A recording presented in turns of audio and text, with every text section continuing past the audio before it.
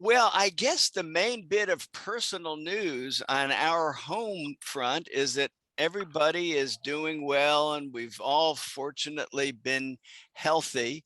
Our older son, Jonathan, accepted an academic job that starts in January at a college called College of the Atlantic in the state of Maine.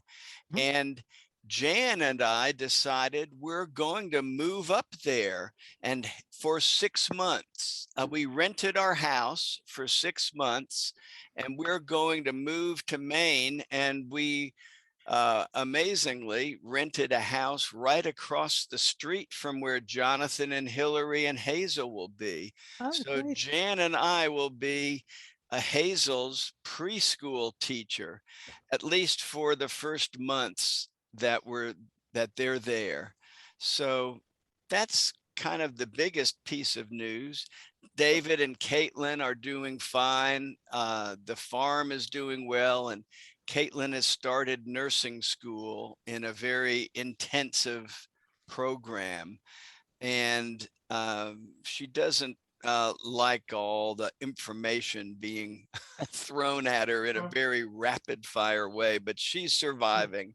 And in a little more than a year and a half, she'll be a nurse. So all is well here. I'm starting to play some music again outside, and David and Jonathan are too. We don't play inside, but we'll play outside. And since the weather's nice, that's good. So that's my news, and my time is up. Ding! You're next. Who's next? Oh, Ellie just took a bite. Benedetta, you go since Ellie just took a bite. Oh, Benedetta, have to unmute. Can you unmute Benedetta? Yes, I'm ready. There we go. Yes. So, hi everybody. So nice to see you again. I'm so pleased to see all your face again. And now, after this summer, I'm fine. My family too. We don't have big news right now. School starting just a few days ago for my grandchildren, and I really enjoyed the summer with them. I spent 3-4 days in the mountains with Sarah's children, and it was fun. And the rest of the time we stayed in Nervi, because this is also our summer house. Always we stay so well there, and we enjoy to stay at home. So this is my new. I can take a little less of your time, so I can give my time to someone else with more news right now. I keep threatening Benedetta that we're going to have a live Hug Your Baby gathering in her beautiful part of the world in Italy one day. Yes. So. This is our hope, Jen. Yes, we hope. We have in mind this date, June 22nd, 22. And so we'll see what life will bring to us. Yeah, thank you. How about you, Ellie? We miss seeing you too. Everything is great here. I bought a new house. Yeah? Oh. So after 35 years, I moved out of Almere, and now I'm living in Alkmaar. That's the cheese city of the Netherlands. Oh, good. And I bought a really nice house with it's near a small canal, and I'm still doing all the work to get it nice. So it's last 6 weeks. I bought it 6 weeks ago. So I'm still doing all the stuff to get it right, nice. And we're starting with the breastfeeding clinic. We had it at our location, but due to COVID, I don't have my own center anymore. We gave up the school, so we're doing all the online trainings now.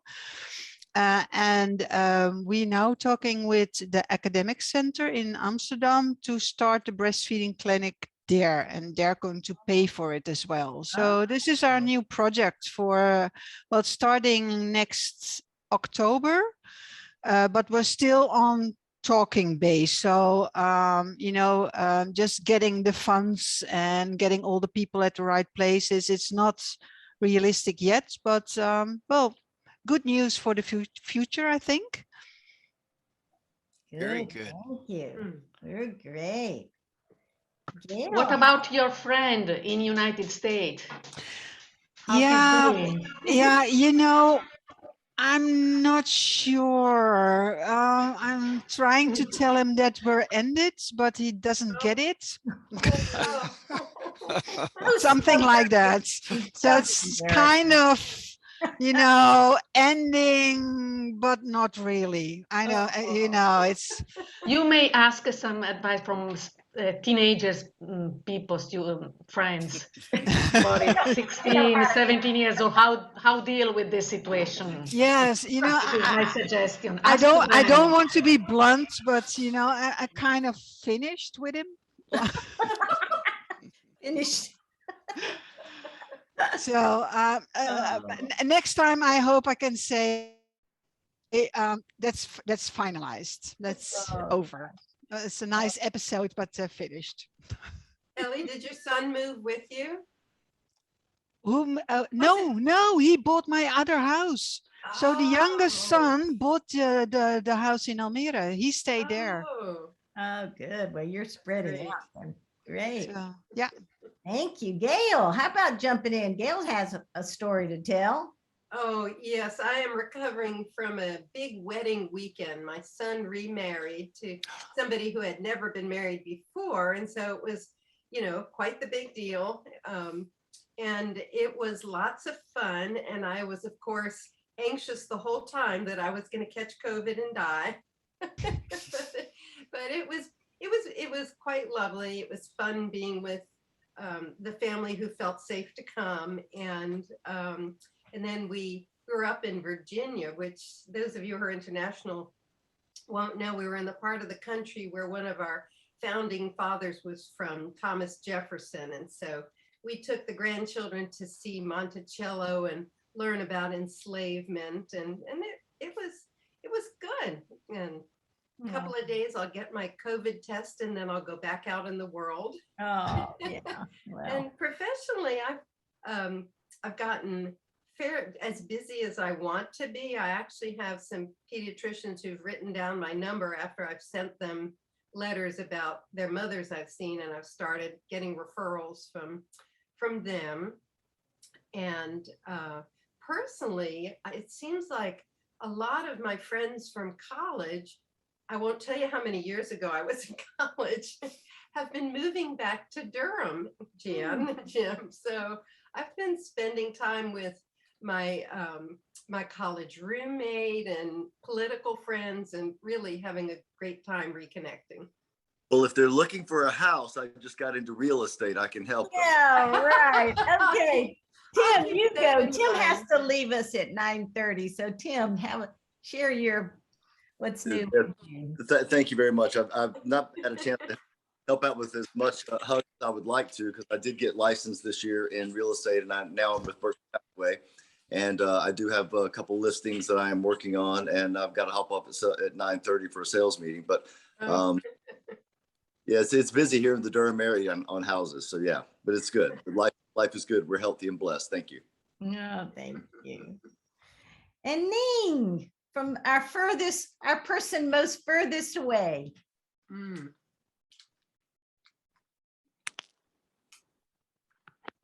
Oop, almost. Let's see if you one more time to unmute here. There she is. Okay. Yeah, I'm sorry. I forgot I was mute. I was on mute. So hi, it's night time here. So I just had dinner. We have what else? I suppose nothing much is going on.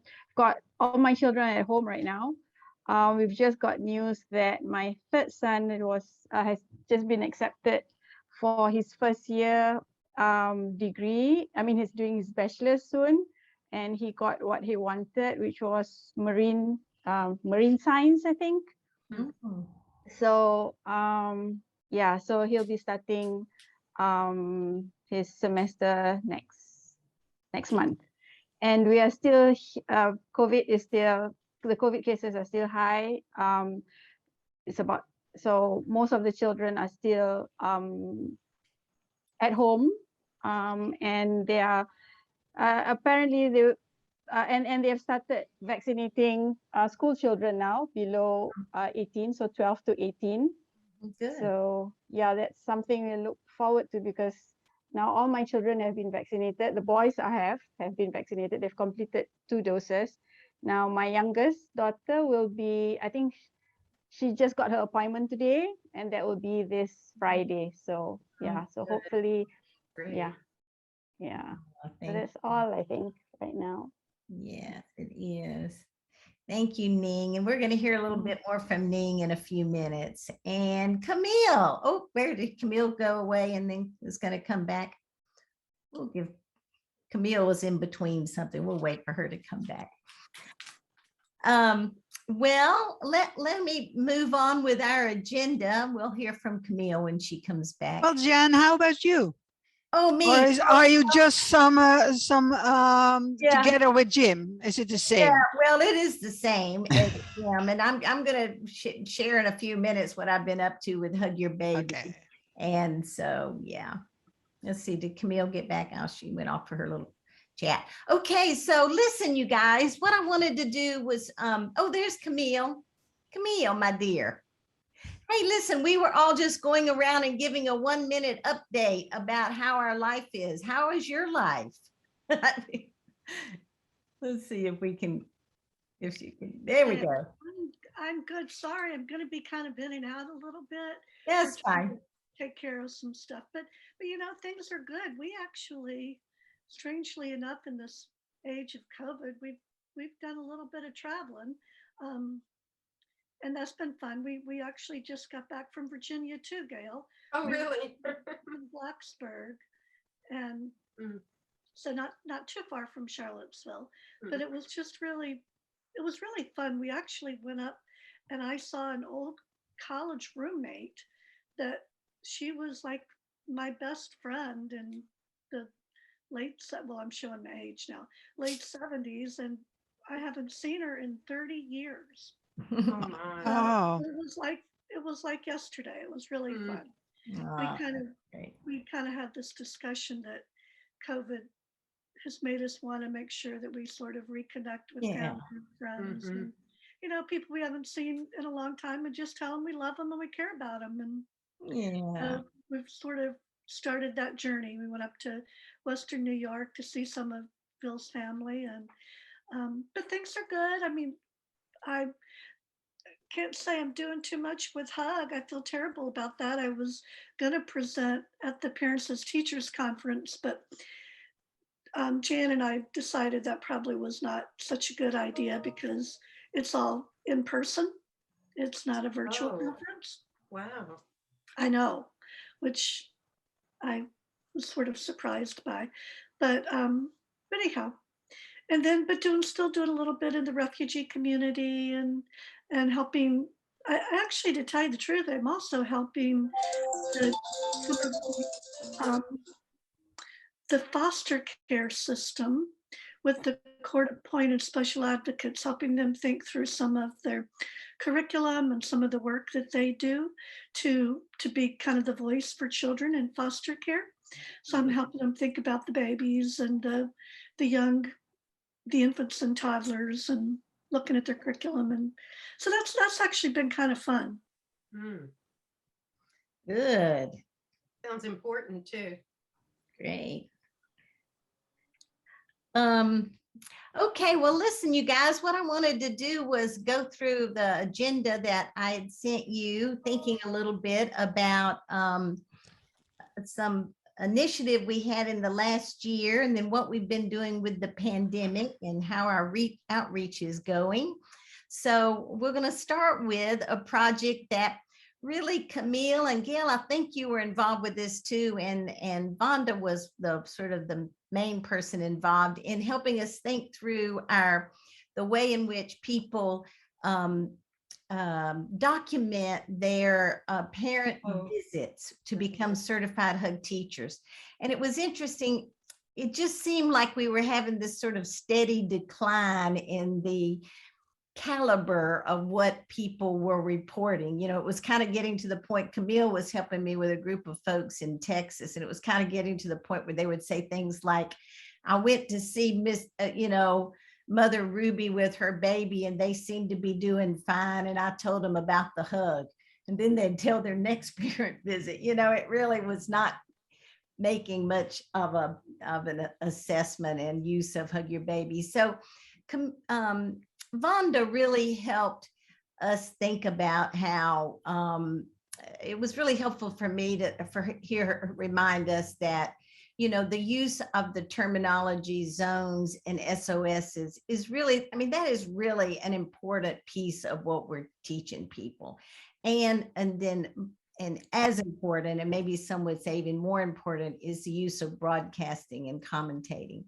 And so Vonda has been real good at teaching us all along that if we want someone to do something, we need to be very specific about what we're asking them to do, and then demonstrate it for them, and then expect them to do it. So there was a lot of back and forth between Vonda and I over a few months back, about the time the pandemic was rolling out.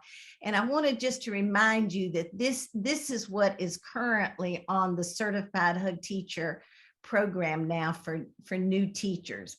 And so they're asked to document using Hug Your Baby with either 4 families or either 3 families, and then document teaching a class.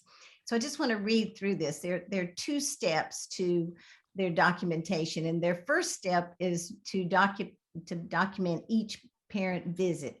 And so they were asked to tell us about the parent-baby description, like the baby's age, was the baby born early, important medical issues, what was the reason for that encounter with the family.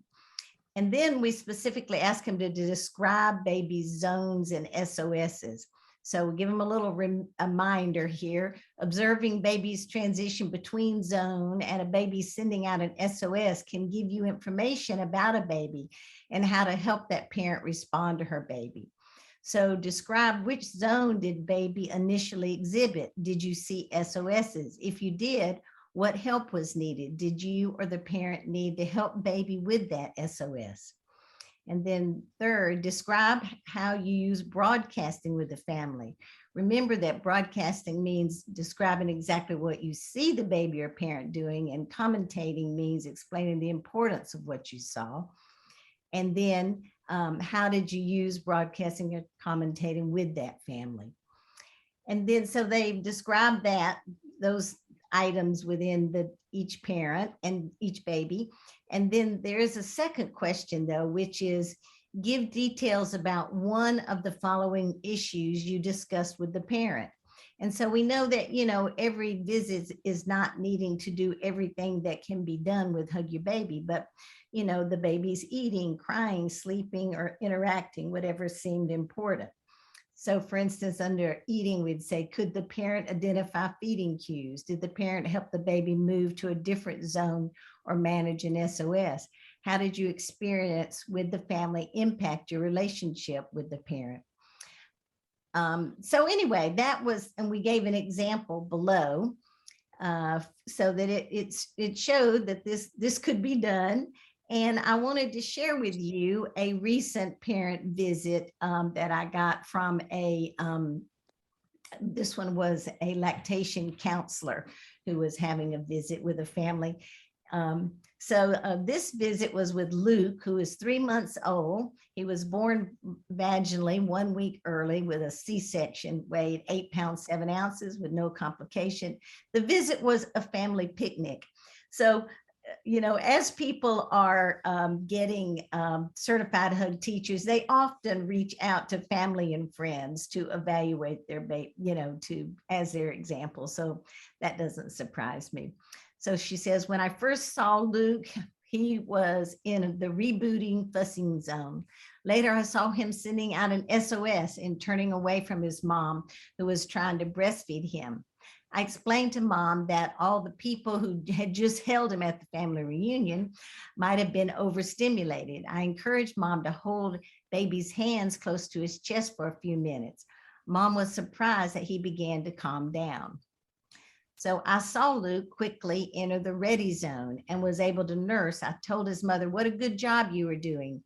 And to notice ease in which Luke was feeding. His eyes were relaxed and his little hand rested on your chest so lovingly, the counselor said. I explained to Mom the difference between the zone and how she managed his SOS. Mom was very encouraged as she nursed him peacefully. And then she chose to talk more specifically about eating. So she said Mom was very in tune to Luke. She noticed when he would begin to have verbal cues of hunger. Mom managed Luke's SOS when he became overstimulated by gently holding his hands to his chest, which seemed to calm the baby down. Mom had previously tried vigorously rocking him or forcing him to feed, all of which never worked. The baby would continue to cry. She was very happy to be shown a technique that would calm the baby. So really, I just think this is just a much richer, at least we know they're using the words, we know that they have kind of a concept of zones and SOSs, and we really are asking them to tell us how they broadcasted. So it really, it's just been a real switch in the level of what people are able to tell us about. So, and then yes, Ellie, go for it. How can you be born vaginally via C-section? Oh, right. That is a mistake, isn't it? Isn't it? I mean, yeah, that was a huge sip. Yeah, thank you. That via, wait a minute, she said something via something else there. I put CS. That's my mistake, Ellie. Fortunately, we're all allowed to make mistakes with honey. Yes. Aren't we? Yeah. And then I wanted to let you know that 2 days ago, I got a call from the head breastfeeding coordinator for the state of Wisconsin, who said one of her people was starting to become a certified hug teacher, but they're not having any face-to-face visits with families. And so what could she do? And so I wanted to let you know that this is what I wrote this coordinator and her staff. And I've actually had several conversations with people who are trying to become certified hug teachers who wonder how they can do this virtually.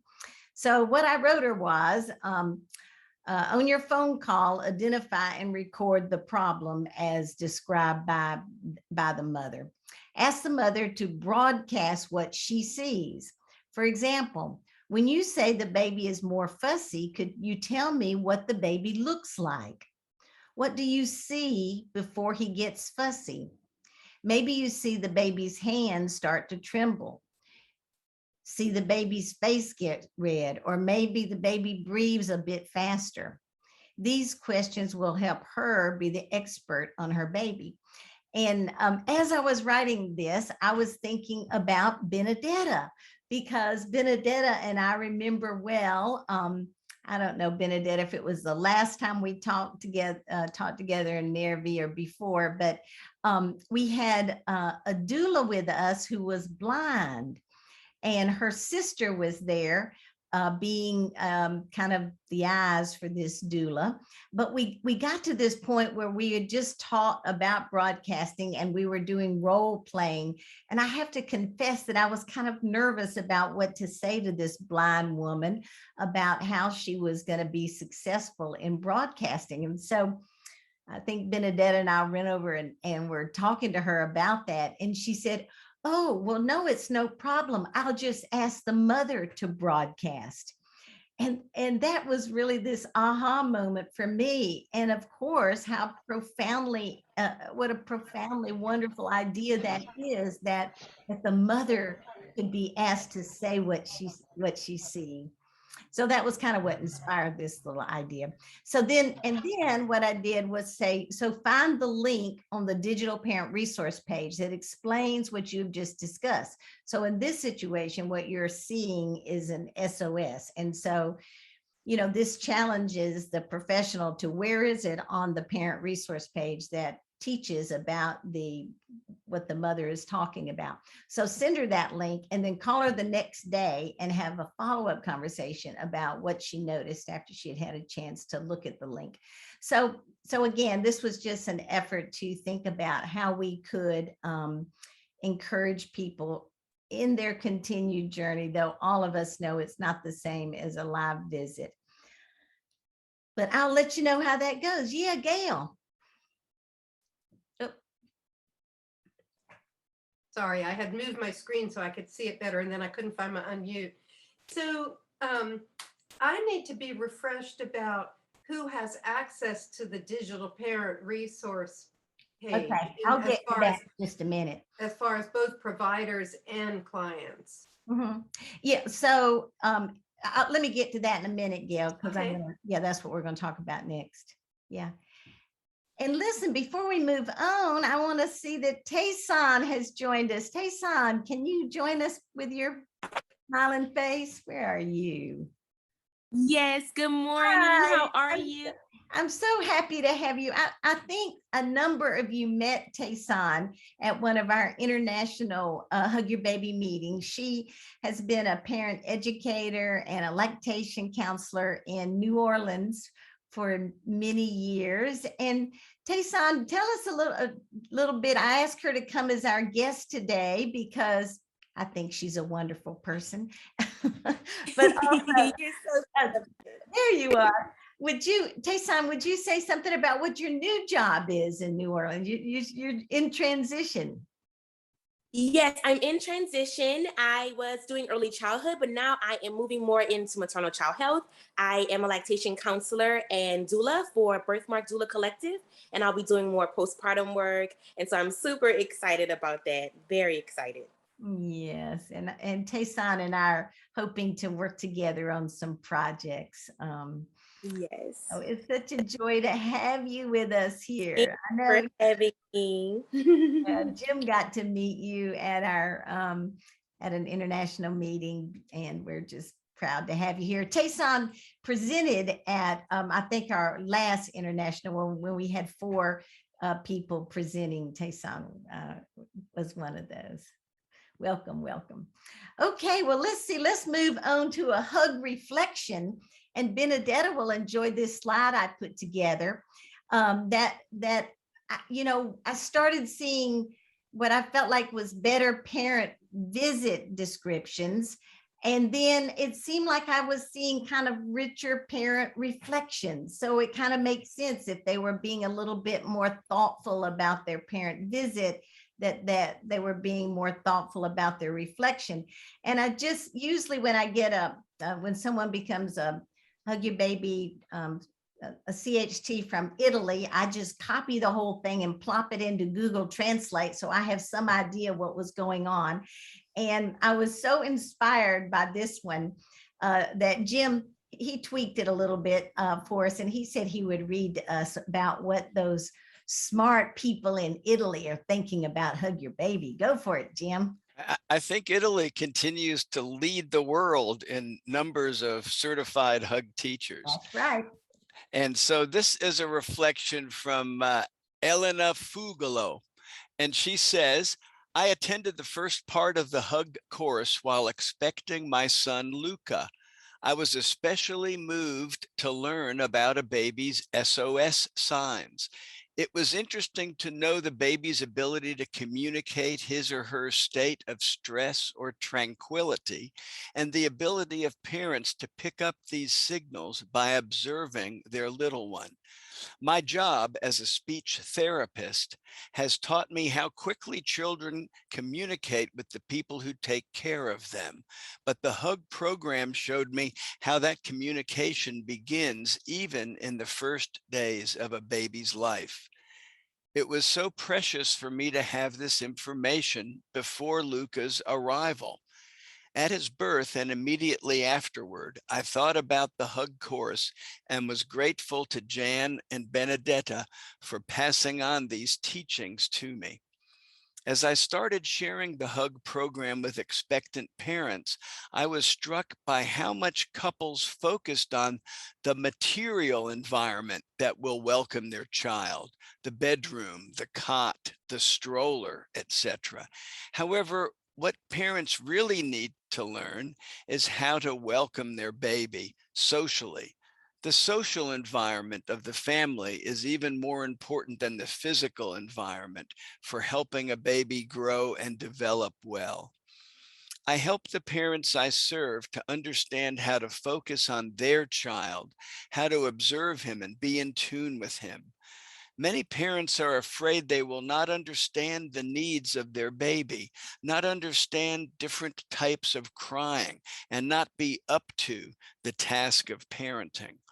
The message from the hug that amazes and heartens the parents I work with is that their child can be their best teacher if they are willing to listen.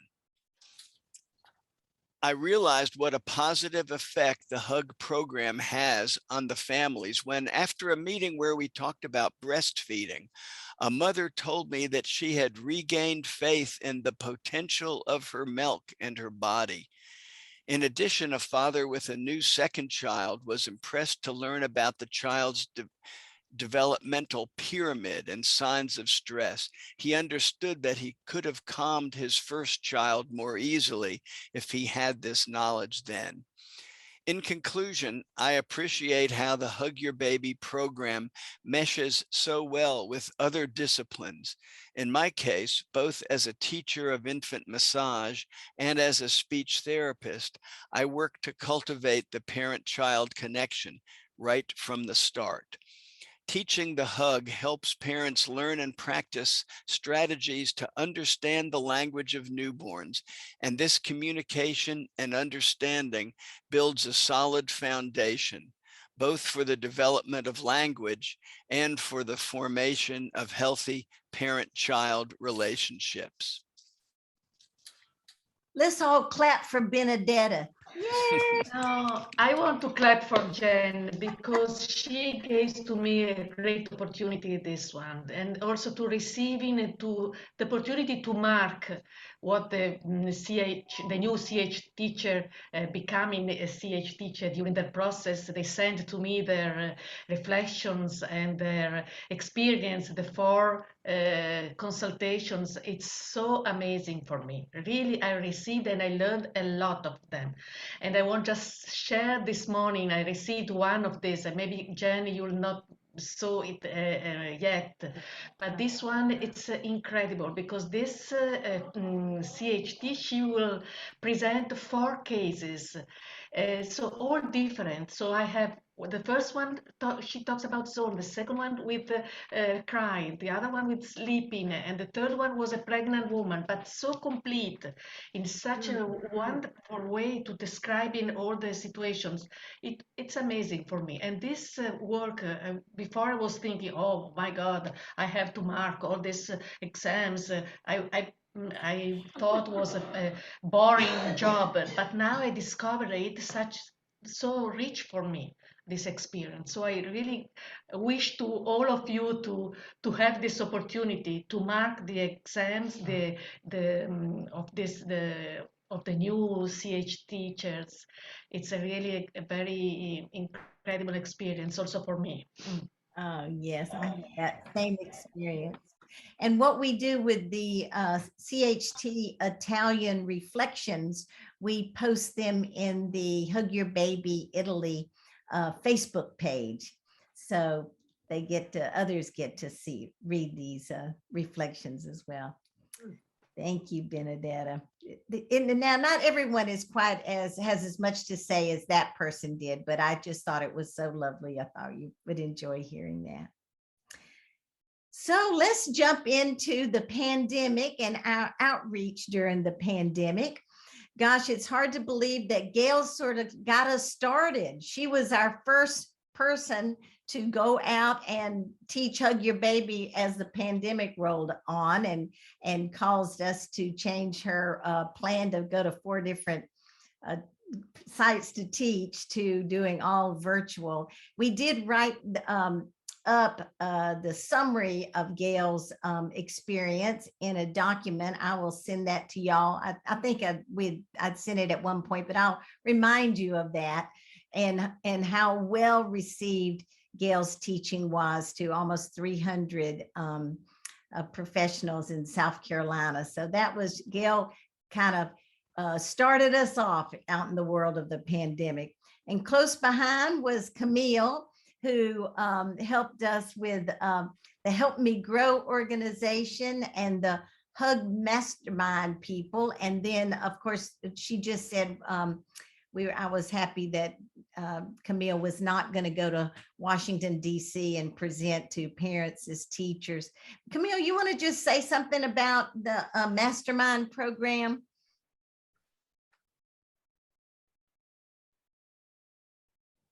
Oh, she's up there. Oh, she's clicking, and there we go. It keeps clicking off and on.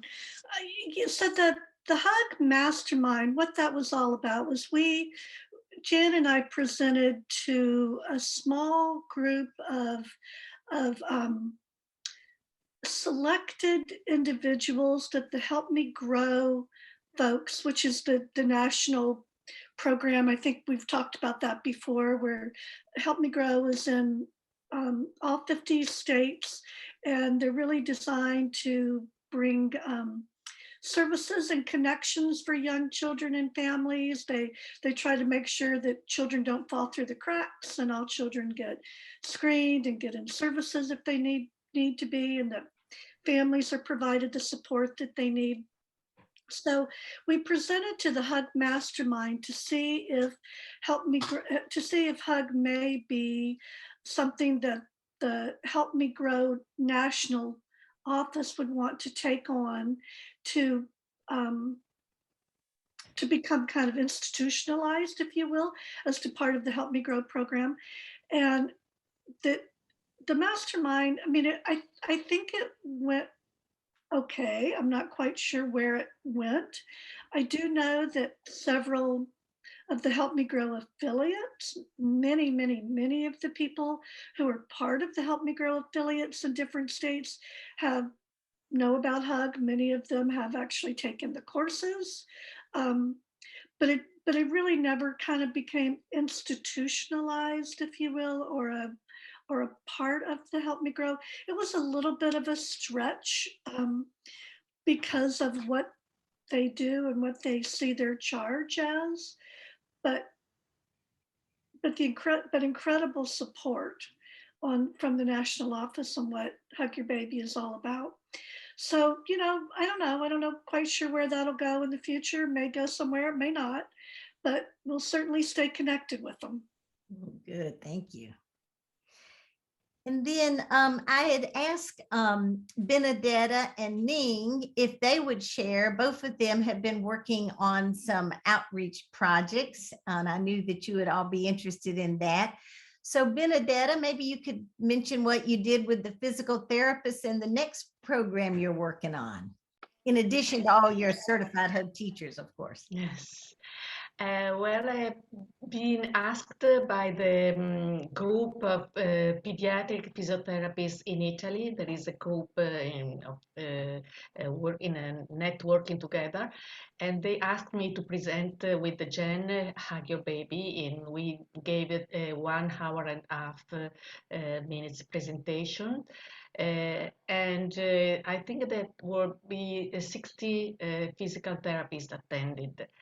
And so we did a little more adjusted our message to them, because these people working always with pathology, with sick babies, with premature babies, with babies with something happened during, before, or after the birth.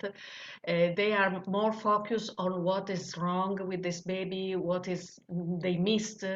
And so our message was, the purpose was try to find the baby without any label of any disease. This was to to approach it, another way to approach, to stay with the families and to support family, empower them with something that is good for all the babies.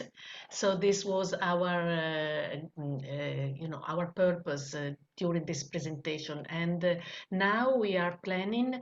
There are many of some of them. They took the first online course, and we are planning a special seminar for to learn the hug strategies and the breastfeeding. These two courses in alive in presence. We try to do this to plan this in the next months. I hopefully before the end of the year we'll prepare this 2 days seminar with this only for physical therapists. And now I've been also asked at the end of October again another presentation. It will be another 1-hour presentation and with question, and Jen will be present with me, and I'm very happy to have always her on my side. And we'll present this to another organization in Italy now. It's becoming very popular about these people working educator, daycare educator. The name of this organization is 06. How is it in English? Percorsi formativi, which means pathways. It's yes, road map. Education for educators and child daycare professionals. And this is they have online Zoom with big numbers, and she's very popular, this Silvia Iaccarino. So she invited us, and we'll give this presentation One by moment. the end of October. So these are our projects now. Yeah, that'll be another Zoom class. Oh, this is a little off the point, but I wanted Benedetta to know that our granddaughter Hazel is about to start in a Reggio Emilia school, a preschool here. That's a bilingual Spanish and English school. That was originated in Italy. Yeah. And could I reflect on something that Benedetta said for just a quick moment? Please do. Benedetta, when you were speaking about the physical therapists and how hard it is for them to focus on incorporating the hug skills and observations when they're trying so hard to figure out what's wrong with the baby. And one of the things that I've discovered with my complicated, if I have a breastfeeding situation where there are many factors to why the baby is not feeding well, that when the mother learns to see in the baby what tiny adjustments she makes in her approach to the baby, how the baby responds to it, then the mother appreciates small increments of success, and she begins to notice more about what adjustments work for the baby and what adjustments don't, because she learns to see the baby's body language. And so I would wonder if these physical therapists who are so, they're so focused on pathology that if they observe where the baby's strengths are, that it might allow them to pinpoint where the problems are, so that it would be helpful for babies who are very, have been affected in pretty difficult ways. I don't know if I'm explaining that clearly or not. But it's just helping any parent or helping any provider to actually see how the baby responds is so informative, I guess is what I'm trying to say. It seems to make my encounters go more successfully. This is Camille. I just want to kind of tag on to what Gail was saying. I think that you're right on, in the sense that, when you when you're trained as I was and as physical therapists are, and you know, you're trained to really look, you're oftentimes trained from a deficit model. You're really kind of trained to look at the disability, or look at the pathology, or look at the public health approach, identify the problem. But the shift, I think, and I think what's fundamentally so important, and I think in the last 10 years is really kind of changing, is that instead of looking at the problem, or the taking the deficit approach, is really taking the strengths-based approach. And that's kind of where the whole field of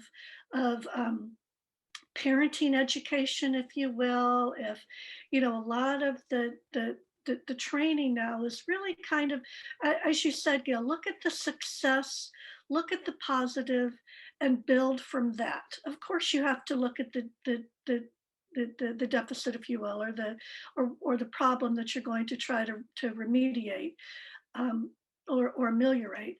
But at the same time, if you can really focus on the positive, because the focusing on the positive is one, it kind of identifies what comes next, but it also gives a family hope. And it gives the family a sense of, you know, I see the next step. I now observed this, and I know what my baby can do, or my child can do, and I'm going to kind of build off of that, instead of kind of getting stuck in the deficit.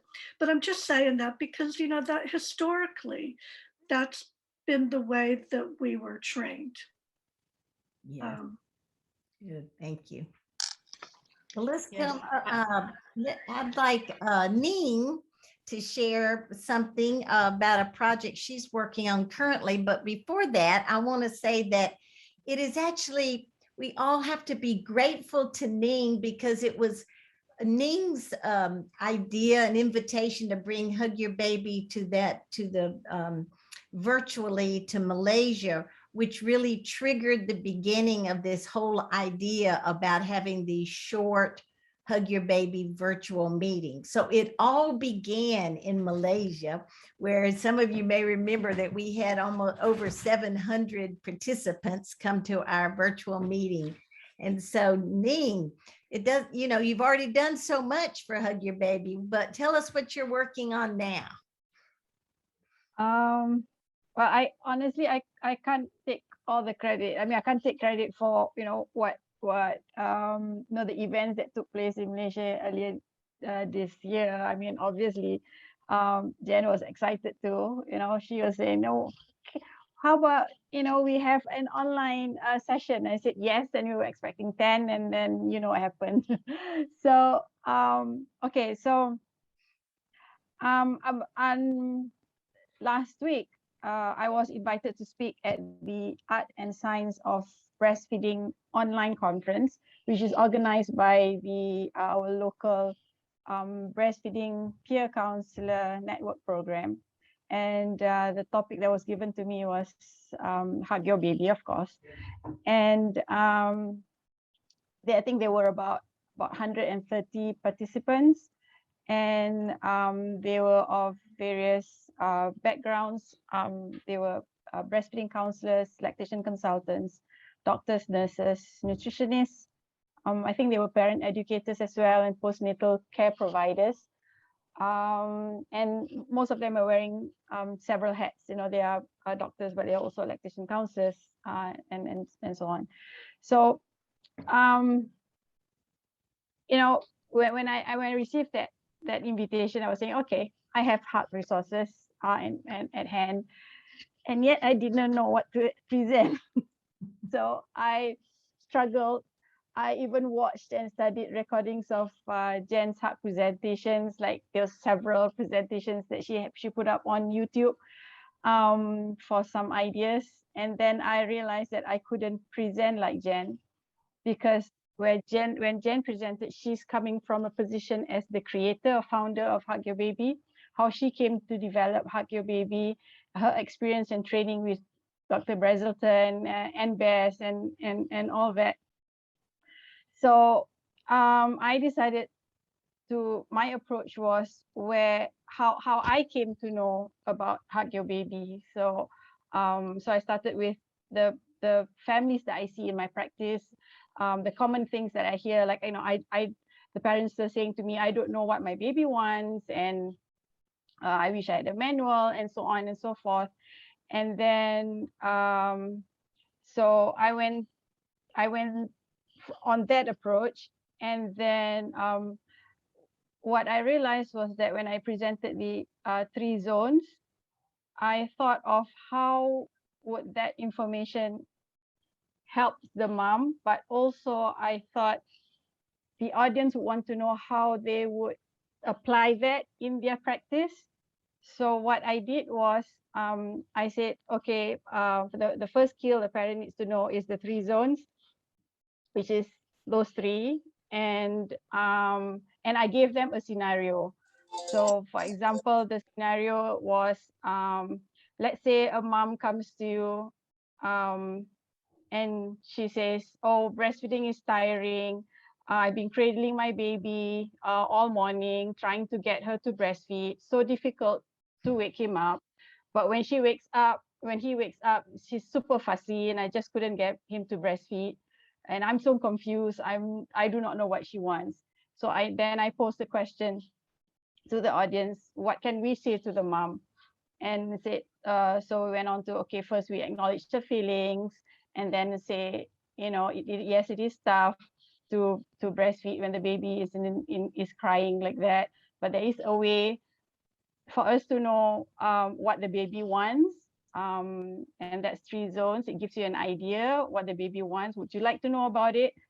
And then I explained, you know, that's when, you know, we could share the information on 3 zones. So that's one example. And then I shared about SOS. I think some things were a bit, I found it a bit challenging, you know, to explain it, because some terms are not familiar in our local context. So so I sort of, like, you know, for SOS, I said, imagine, like, you know, the baby telling you, hold on, let me process what's going on, so give me a break. Yeah, so that's those are kind of examples I gave. And when it came to roadmap, I think the idea I wanted to put across was that as much as, you know, we were trying to help the mom with their breastfeeding issues, we need to step back and look at the bigger picture, which is, you know, the baby is growing, and as the baby grows, the behavior will, you know, the behavior and her needs will change accordingly. So that was what I was trying to convey, you know, try not to focus just on breastfeeding, because some of us have the tendency to do that. So and I gave examples. For example, let's say, what are the examples of touch point moments? Let's see, what did I? Yeah, touch point moments for example, at 2 weeks. So I gave a scenario where a mom came with a 3-week-old baby. The baby was breastfeeding well on demand. The first 2 weeks was described as very calm and an easy baby. But for the past week or so, you know, the baby's been feeding often, still not satisfied, just crying more. So I gave that scenario. So I'm saying that, you know, this is an example that you may see in a 2 weeks or 3 weeks old, and how you can use the information from the roadmap to help the mom. Another example I shared was examples of how do you say this? Parents and examples of 4-month-old baby who comes to you. So they may present as, you know, the baby is not interested to breastfeed. or the mom says, oh, my baby has breast refusal. And some would present as they find that their milk is not much as before, and also slow weight gain. And I shared one case where I came across, I think couple of, I think earlier this year before COVID happened. So a mom came with recurrent milk blister for the past 1 month. And then she's an experienced mom. She said, I've tried everything, right? So, you know, and when I sat down and we went through all the breastfeeding technicalities, obviously that I couldn't find anything wrong with what she did. But then when we stepped back and said, you know, how is your baby been doing? What is she, you know, what is she up to now? Then we discovered, yeah, the mom did experience the distractibility, and then, you know, the baby pulling off the nip from her, and that caused the blisters. So that was how I presented the roadmap. And finally, I shared about how we teach, or what we teach and how we teach, right? So how we teach, I shared about see and share.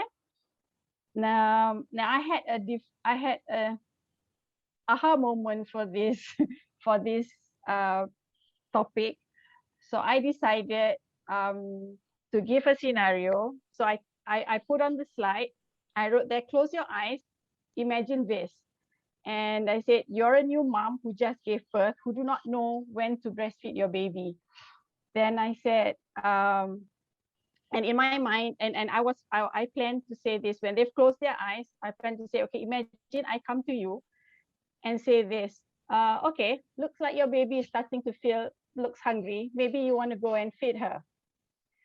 And then another person will come to you and say, I see your baby is smacking his lips, he's opening his mouth, he's turning his head towards your breast.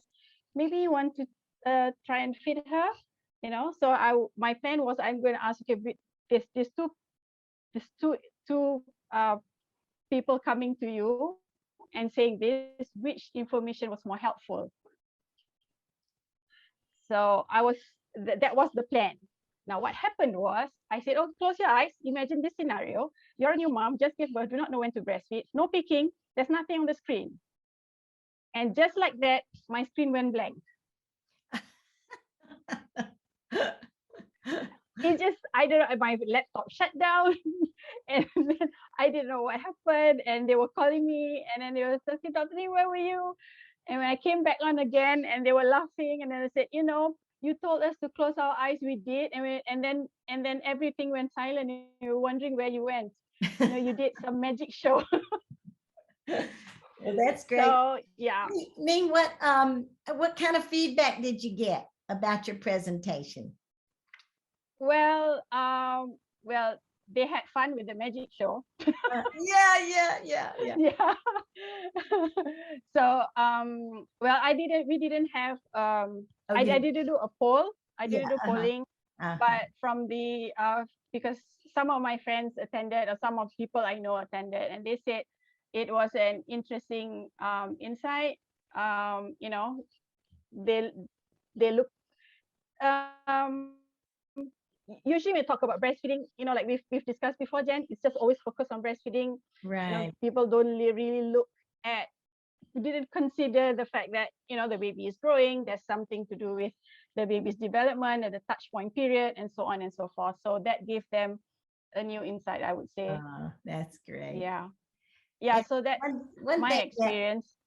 And I had 2 weeks of touch point moments. You had a touch point, a surge in your. I had a surge point. I had butterflies and caterpillars in front of me as usual. And Ning and I had a couple of correspondence while she was doing that, planning for that. And I think all of us have the experience that we know what we do and we know what's important to us, but it's a challenge sometimes to decide how to make that meaningful to those that we're working with. So I appreciate Ning sharing both that process with me, and we're very proud of what she's doing in her part of the world. Let me pop over to make sure we get everybody out of here on time today. Well, this is what I've been up to. Here's the good, bad, and the ugly of the pandemic for me. I've had the Sharing the Baby's Behavior, the 1-hour class that we did with 3 states and New Orleans. Then for all of the customers who are our regular Hug Your Baby customers, I'm going to tell you about a new program I'm doing for them. So I worked on those programs. And then we had our international outreach to Malaysia, Australia, Ireland, Canada, Venezuela, and I'm doing Argentina next week. And then the Gold Conference, Emory neonatologist, and that was in the middle of my presentation when my screen, this picture of me right here, when my screen went blank, went dark right in the middle of my presentation to all those neonatologists. That was a bad moment.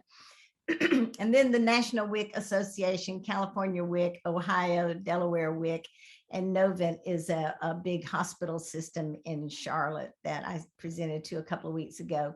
And then just the parent education visits. So anyway, altogether, we've gotten up to like reaching out to 4,000 or even more people during the pandemic. So even though it's not near as fun as jumping on an airplane and going places and, you know, encountering people in their lives, I feel like we have done made a lot of contribution during this time.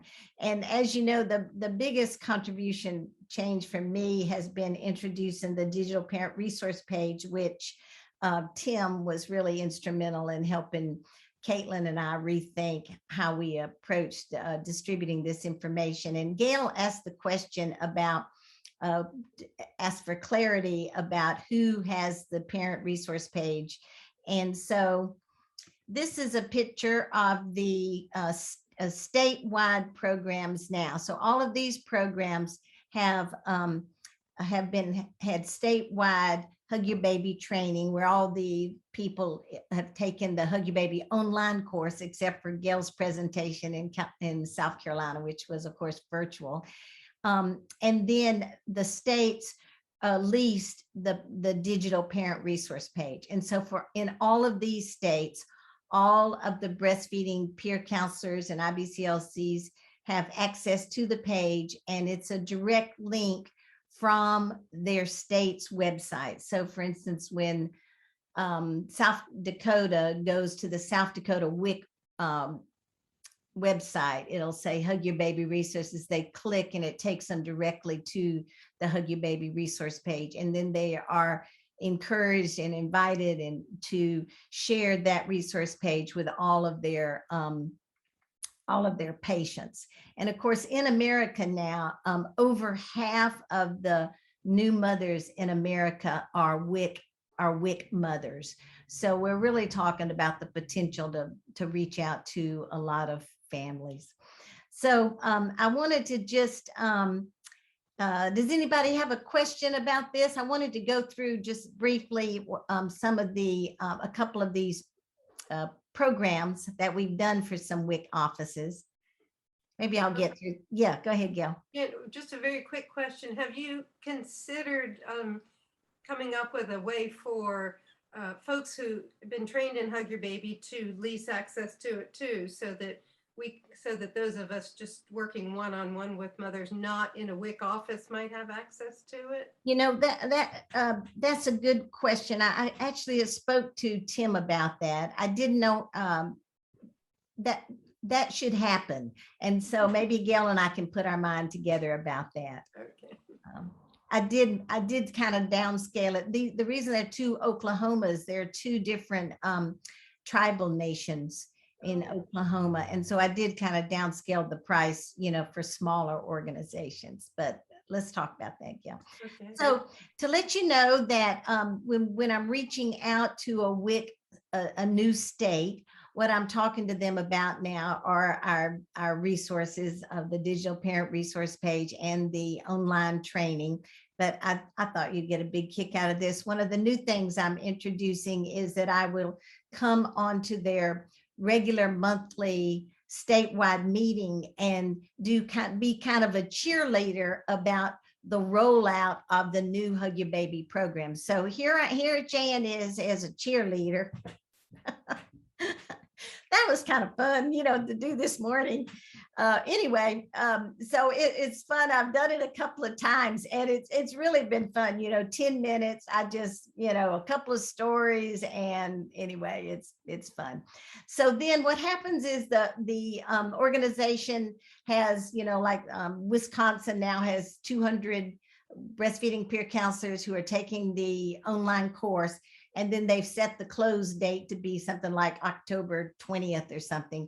And so at the end, when they tell me their cutoff date is, then I'm able to gather from our hosting company all the data about, the people's pre-test, their post-test, and their evaluation of the Hug Your Baby course specific to their state. So every state has their own data coming together, and then we have what we're calling the review and the rollout, which is talking about reviewing the key components of Hug Your Baby and how to roll it out to their patients. States have the option of either having a 1 hour, which is the review and rollout, or either having 2 hours and having that one in addition to a 1 hour presentation on the Hug strategies. So I start off by saying all of these babies are so excited that you people in Wisconsin are now going to be sharing Hug Your Baby with you, and that I want you to know that you are here as a part of the larger Hug Your Baby community, both across the country and around the world. And we hope you'll join us for some of our Hug Your Baby international meetings. And then I go through just really, we're talking 2 or 3 sentences about responsive parenting, about the lactation literature on the infant feeding and practice study 2. And then of course, Dr. Brazelton's concepts of touch points and NBAS. And then after that, what I do is I created what I call these oh no moments, which is a mother calling with a problem. Oh, do you think my baby wants to wean? Like Ning was just speaking about that 4-month-old. And so basically what I'm doing is looking at the roadmap, and I choose a scenario for, about 2/3 of the developmental events. And I present it with just a short little, this mother says, and she wonders if she needs to wean, and she really wanted to breastfeed till the baby was 2, but now she has to wean, and then show them where on the roadmap digital parent resource page they can find the link that explains that. So a 4 to 5 month old is on the way to exciting motor and mental development. Notice this baby's determination, frustration, and then surprise by rolling over. In just a moment, the baby seems pleased with her accomplishment and is ready to explore the world from this new perspective.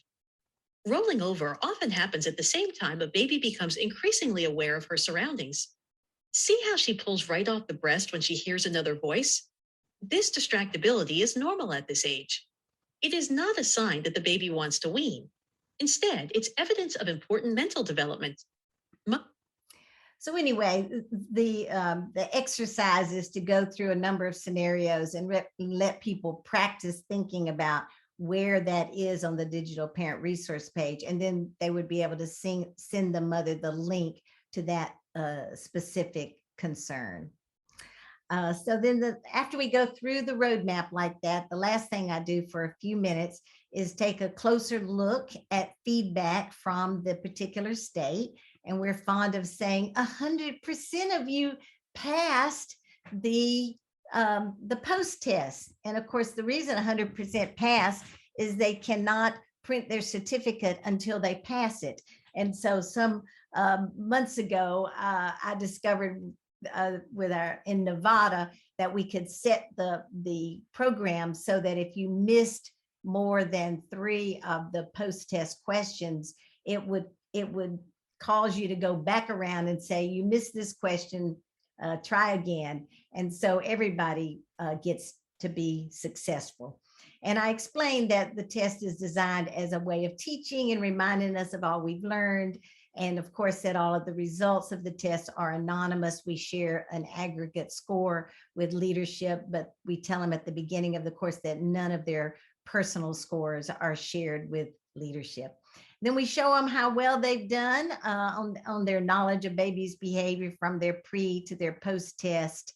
And then we talk about particularly how they evaluate what they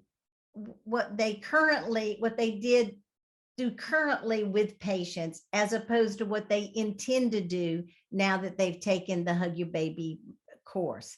And so I'm going to show you here that people, for instance, if I say, ask a question like, I currently teach a mother about a baby's signs of overstimulation. And they would either strongly agree, disagree, or strongly disagree. And of course, our new favorite colors are blue and orange. And so then I put together this, this report where we'll see here on, do you teach about overstimulation before the course? Almost half disagree that they don't teach about, whereas after the course, all but a few intend to teach. And there's actually really good research that is intriguing to me, that if you ask a person after they have learned something, how they intend to use it, that intention really increases the probability that a person will incorporate that new learning into their practice.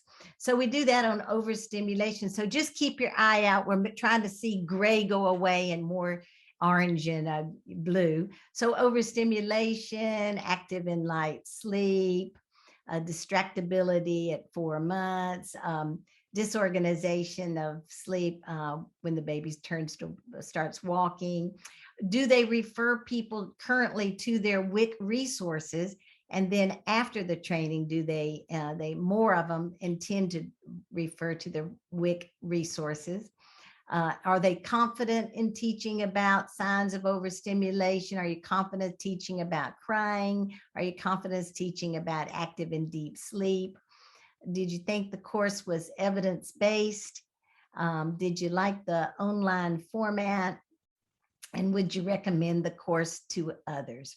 So at the end of this course, then I put together a report for each state, which includes kind of just a very short write-up about the background of the program, how many of their people participated and such.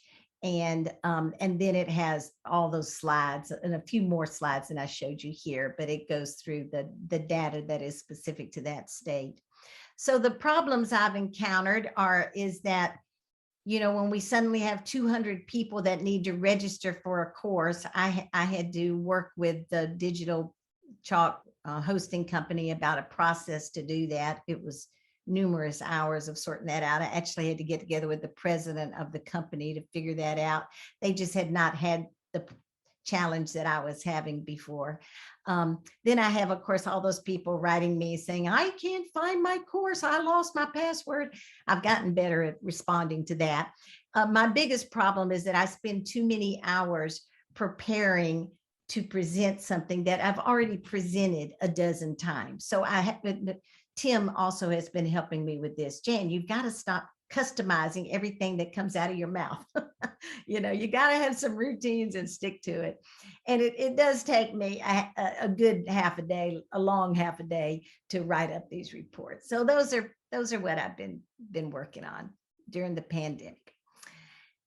So I just want to update you a little bit about some Hug Your Baby research.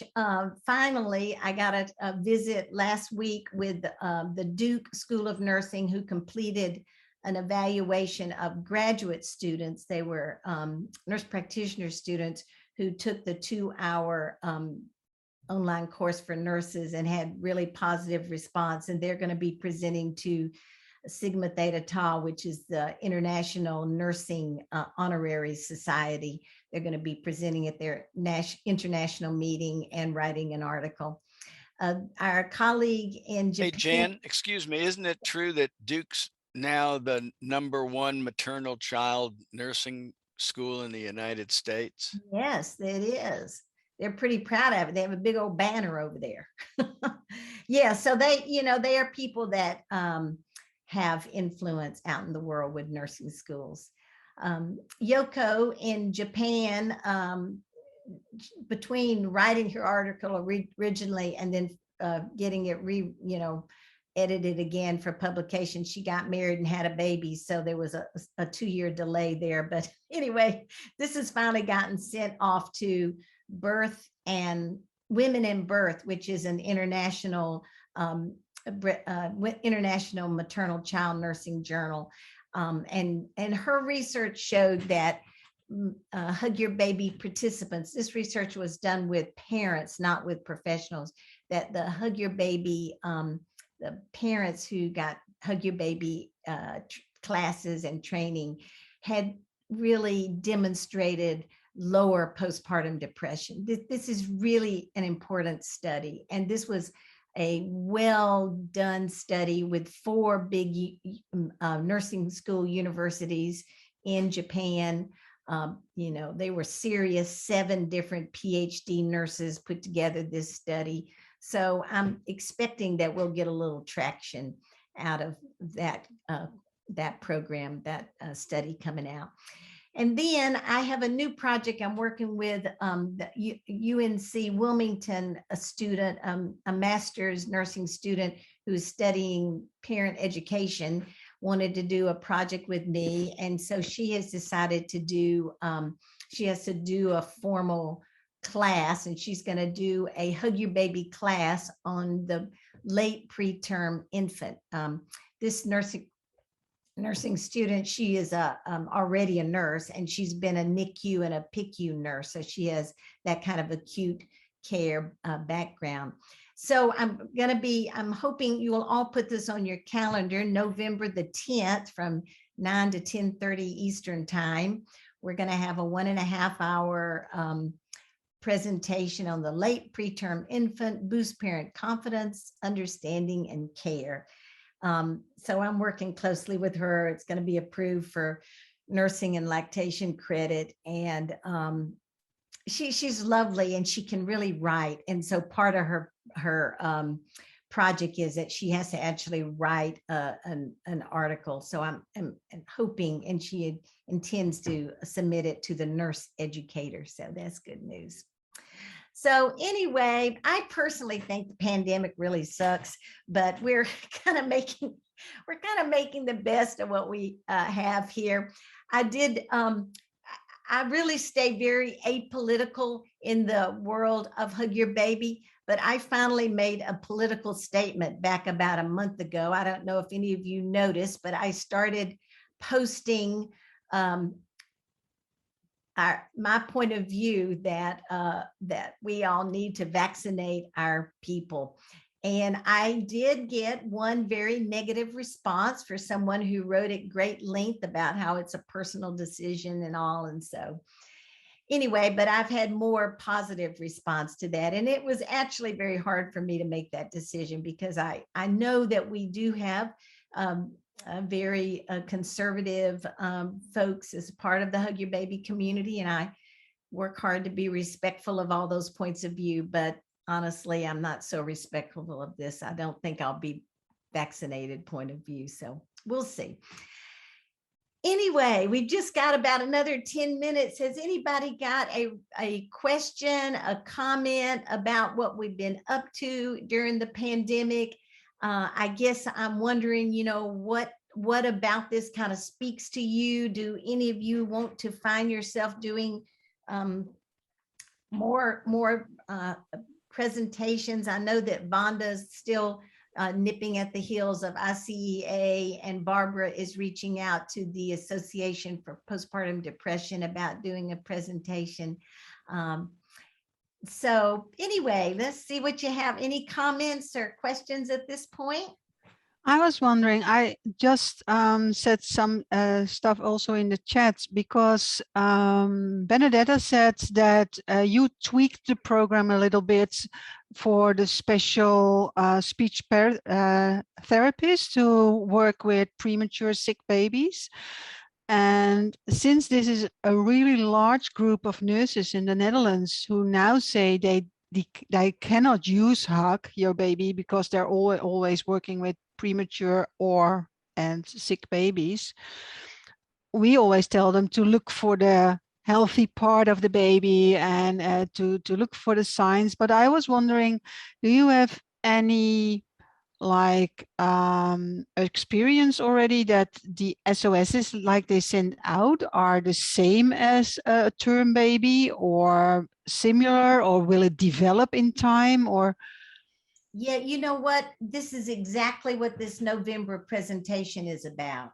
Okay. So I've never set foot in a NICU, so the person I'm working with, she's become a certified Hug teacher, and she says very clearly that particularly having families use the information about identifying zones and identifying SOSs is what she feels like will significantly alter how they are able to teach parents. And then of course, what Camille and Benedetta and Gail was referring to, which is, it allows you to highlight some capabilities of the baby instead of it all being about a deficit. So yes, Ellie, I'm hoping this will be of interest to those people you're speaking of. I would love for Mary Ann to be involved, because one of the very first Hug research articles was written by a nurse who works in NICUs about teaching parents about teaching parents about Hug Your Baby, and it was fathers in the NICU whose knowledge about their babies went up and their stress went down, and she's still working in Montreal along those lines, and we should try to get Mary Ann involved again. Thank you. Well, I'm a mom of 3 premature babies. So of course they're 30 now, but it is a special interest of me ever always has been, and I'm working a lot of ex-prematures, being a lactation consultant. So I think this is an interesting group. Yes, thank you. Well, we may, one of the things I was going to ask my student to do is talk to a couple of you, and actually, Ellie, you'd be a good person for her to have a little Zoom meeting with before her presentation. Because she was wanting to talk to Hug Your Baby people that had certain kinds of experience. So that'd be lovely. That would be nice. Yeah, sure. Good. Jan, I wanted to reflect upon your the image that you portrayed with the pandemic. And I certainly feel the same way about the pandemic. But one thing that I think the pandemic has given Hug Your Baby is a way to be effective that's less expensive to you and Jim in terms of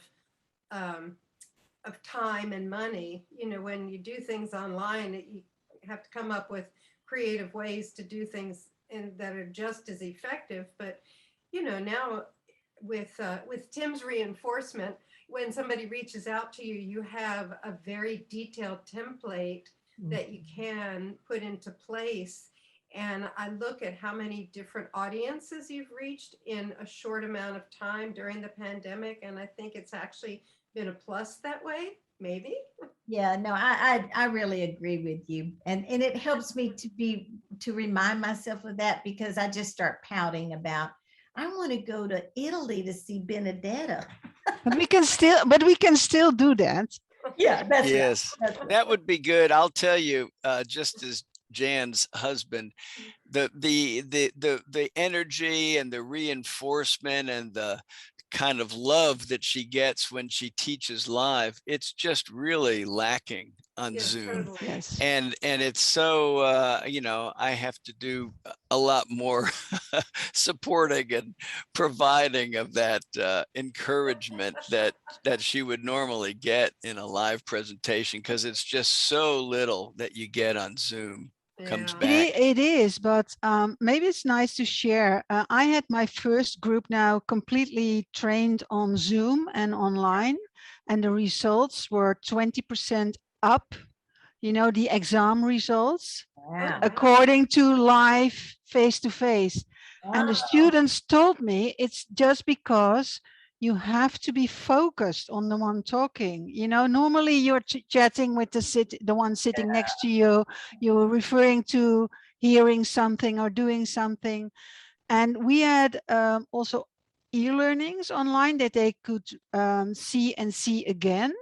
Mm. And this is what my students gave back to me. Normally in a class, if you doze off or, you know, come and have your coffee, or you miss a part and it's gone.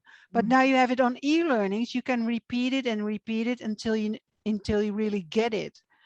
So it's not all bad, the online trainings, but of course I empathize with Jan. You get much more energy talking to a group than talking to a screen. Mhm. Way I more think it's energy. great for the participant. It just is not so great for the presenter. For no, yeah, but you know, we could meet like once a year in Italy. That would be Yeah. a nice. That's right. That's right. Oh gosh. I wouldn't mind visiting the Netherlands too. Right. Oh no. Well, I prefer Italy if we have if we have to choose one. I mean, And I've never been to Indonesia. That's right. Yeah. and we are able to travel to the United States, I think, by November now, if Oh, we're completely vaccinated. yeah. Good. Good. In the Netherlands, we're already free now. We have no restrictions, no masks, no nothing. Wow. So just since last week. Oh, well, good. And what is your percentage of vaccination really going up? Yeah, it's really high. It's really high. Yeah. Mm. I think it's over 85 now. Oh. Yeah. We So are jealous. yeah, but you have quite a lot of more to do. Yeah. Well, I mean, we're just 16 million people. Right. Mm. Right. So Hope it Um, stays that way. Well, you know, it's a time to leave, and I know I always promise to have us in and out on time.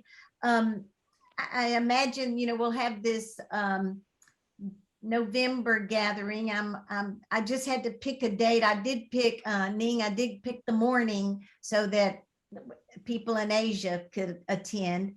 So I'm hoping that your colleagues over there some of them will join us. So maybe we won't have another meeting until early December, and then Jim and I'll be moving to Maine, and we can plan a February meeting or something in Maine. From Maine. And if any of you, you know, one thing that Benedetta brought up was how she has felt really enriched by being able to read the parent, you know, evaluate the parent visits and reflections. And if any of y'all would like to do that, I mean, I know that Vonda had showed some interest in that at one time, and I just had neglected. It's easier to get stuff to Benedetta because when it comes in Italian, I know it goes to Benedetta. But anyway, if any of y'all are interested in being a person, you know, for 6 months to read, it's not many, the ones in English, it might be one a week or something to read these things. That would be fine. I could set that up with you. okay. And also, if you think of a way to people, organizations that you could reach out to virtually, I'll certainly update you with our newer programs that are available. So, Okay. Thank you. well, thank you guys. And Thank you. Dawn, we're so happy to have you joining us today. Thank you so much for having me. This was so awesome, Jan. I'm sticking so close to you. I don't want to miss anything from Hug Your Baby. Oh, and I'm excited to hear about what you'll be doing next. I did have a big presentation with over 100 people in New Orleans about 4 days before the most recent flood. So I had this great encounter with people, and then like no follow-up because then the big flood. So yeah, I think we're just finally getting back to a little normalcy right now. So hopefully they will respond soon. I don't want to miss anything from whatever you do. It's just so informational. It's so inspiring. It just makes me know that I'm in the right direction. And I just love your work, Jan. Oh, well, we love what you're doing and can't wait to hear about this new job you've got, Tayson. It's a blessing for us. Okay, guys.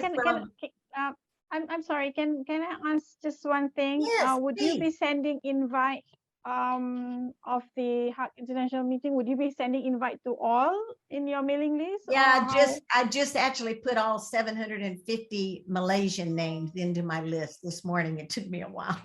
Oh my God. Yeah. So I was going to send it out this week, but I think I'll send it out the 1st of October. I was thinking it might be a little too soon, but anyway, yes, we're trying to send it out to anybody who has ever come to any Hug Your Baby thing.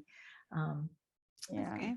Yeah. Okay. And if I was thinking whether probably, well, just an idea, perhaps like to put it on the website. I mean, if you have, so that, those who are not on your mailing list, if they go to the website and they happen to see that, and then they can just click and get invited.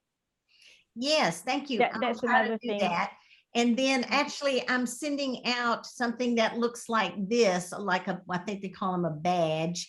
If y'all could post it on your Facebook or on, we can put it on the Malaysia page of the Hug Your Baby website.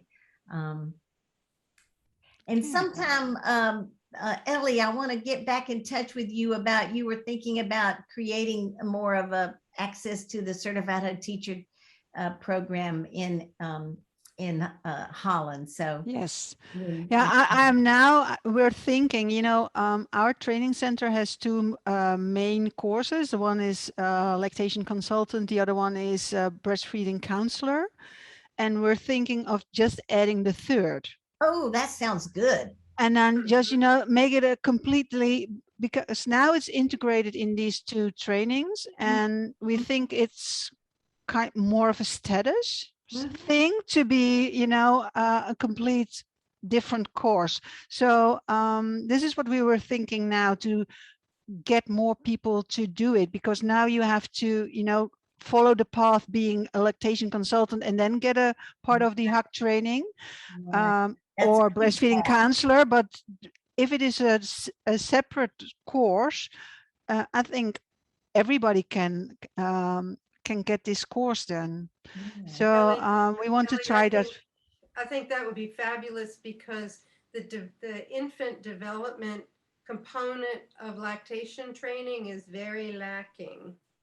Really, well, not in my training, I'm sorry, but no, that's right. Point taken in the United States, it's really lacking. So I think having the Hug information would be a real advancement. But I was triggered by something Benedetta said a few meetings before, that we are focused too much on breastfeeding, being a lactation consultant, and it is interesting also if you're not breastfeeding minded. And this was for me a aha moment, thinking how to reach out to those people who are not the breastfeeding people, who are already my clients. Yes. So I think this is the way to do it. But we can talk some more about it. That would be great. Benedetta would have some good ideas for you. I hope so. Well, yeah. Good. Thank you, everyone. It's lovely to see your smiling faces, and we are looking forward to seeing you in November. And November the 10th, it is. November 10th, and it'll be a time of day you can be there, because it's 9 o'clock in the morning here, so it's the same time. I was 3 o'clock. Perfect. Yeah. Perfect. Poor California people, they just got to get up early. Yes, they do. Thank All you, right. Kim. Y'all Bye, take Kim. care. Okay. Okay. Bye-bye. Bye.